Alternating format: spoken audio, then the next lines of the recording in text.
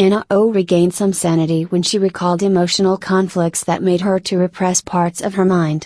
Could you, Dr. August, give another example how people are getting back lost parts of their personality? In 1946, famous British psychoanalyst Melanie Klein described a man who, in order not to feel anxious, unconsciously destroyed part of his mind. Because of that, he often felt flat. Melanie Klein told him that he was frustrated with her and envious of her success. He reacted to this comment by becoming indifferent and detached from the whole situation. He said in flat voice that nothing bothered him and that he had no wishes. That's how I feel when I am depressed. Melanie Klein patient's emotions disappeared, right? That patient often used to shut his feelings down in order not to be angry at others. But he did not know that he was doing that.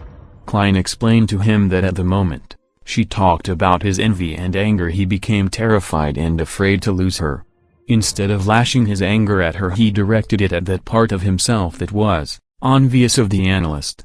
Part of his self temporarily went out of existence. So how did Klein's interpretation help him? Later in that session, he started accepting his anger. He wanted to cry, became depressed, but felt more put together. It was okay for him to be imperfect. You said that there are two different aims of psychoanalysis. One is achieving better integration of personality, the second aim, developing a better ability to feel and think. Melanie Klein's patient and Anna O have lost some parts of themselves and later, after successful interpretations, regained them, though some others had never before developed suitable mental tools to transform their primitive, raw, bodily experiences, dread, terror or rage into more bearable anxiety and anger. When a patient has no proper mental tools to perform such transformations, then the analyst's job is to help the patient to develop them. How one can do that? I also want to know how. Every good mother knows what to do when her baby is screaming. The baby wants to get rid of his or her intolerable, terrifying, explosive experiences and pushes them into the mother. She, being open, receptive to her child, takes these experiences and allows herself to feel baby's pain. Being a mature adult, she can easier tolerate these experiences and transform them into more manageable feelings. As a result of this change in the mother's mind, the dread and terror become more humanized and bearable, not so primitive, threatening and disturbing. She gives these modified, shaped and bearable feelings back to the baby, who calms down. I have done this many times with my kids after they were born, and never thought that it was so complicated. It happened naturally. I wanted to stop their crying and suffering. I touch them, talk with them, hold them close to me. It usually worked out well. They calmed down.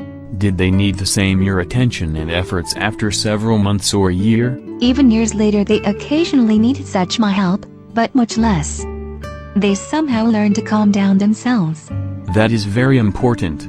You not only brought to them situational relief, but they have learned from you to calm themselves. They have learned your mental skill to transform primitive bodily experiences into true mental feelings and thoughts. I think analyst borrows his mind to the patients. The analyst thinks patients' thoughts that are overpowering to them, relives feelings that are too threatening to the patients. Analyst also takes in patients' chaotic mental images, plays with them in his mind and tries to make sense out of them. After some time they both together could discover something new in the patient's mind that was not known to the patient before. Then patient starts accepting his or her feelings that were too threatening and overpowering, and to think thoughts that were unthinkable in the past. When this happens again and again, the patient gradually learns to make these discoveries and transformations in his or her mind. The patient acquires new mental abilities. Does it take years? It does. See you later.